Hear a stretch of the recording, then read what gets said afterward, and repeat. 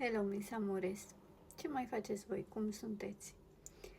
Dacă vrei să vezi diferența dintre a fi părăsit și a fi abandonat, rămâi lângă mine pentru că este o mică, mare diferență. Am stat de vorbă cu cineva și îmi spunea că a fost părăsită de partener. Și eu am întrebat-o cum s-a întâmplat. Din ce mi-a povestit ea, eu de fapt mi-am dat seama că ea a fost abandonată și nu părăsită. Când partenerul are curajul să se așeze lângă tine la masă și să-ți spună: uite, prezența ta în viața mea nu mai îmi aduce împlinire, fericire și liniște. Și vreau să punem punct. Atunci ești părăsit. Dar când partenerul dispare și pleacă cu vorbă bună, iar apoi nu mai dai de el și te gândești la ce e mai rău, nu știi dacă a pățit ceva pe drum, nu știi dacă ai greșit față de el, dacă n-ai știut să pui un cuvânt la locul lui, dacă ai făcut vreo gafă, dacă l-ai jignit și pur și simplu nu mai dai de el și după câteva ore îți trece prin cap ideea să vezi dacă mai are hainele în dulap și apoi vezi că și-a luat haine, și-a luat tot, atunci să știi că ai fost abandonată, nu părăsită. Animalele sunt net superioare oamenilor.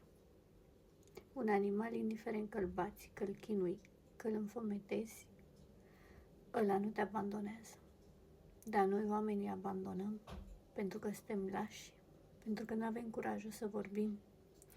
Din respect pentru timpul și zilele petrecute împreună lângă o persoană, merită să-i spui și să-i explici situația. Ok, poate n-ai curaj să spui față în față, că ți-e milă, că plânge, că ți-e frică, că te întoarce înapoi. Dar poți să-i dai un mesaj scris, poți să-i dai un mesaj vocal. Nimeni nu merită să fie lăsat să te sune ore în șir, să te caute și să aibă nopți întregi de nesom gândindu-se unde a greșit, ca apoi să-mi spună că după o săptămână, după ce a plâns și n-a mâncat, a văzut că a început să posteze în online că și-a făcut pe altcineva. Nu merită așa ceva nicio femeie și niciun bărbat. Fiți asumați, din respect pentru timpul petrecut împreună. Tot ceea ce faci se întoarce la un moment dat, într-o formă sau alta. Karma este o roată. Ea nu vine să te pedepsească, ea vine să te corecteze.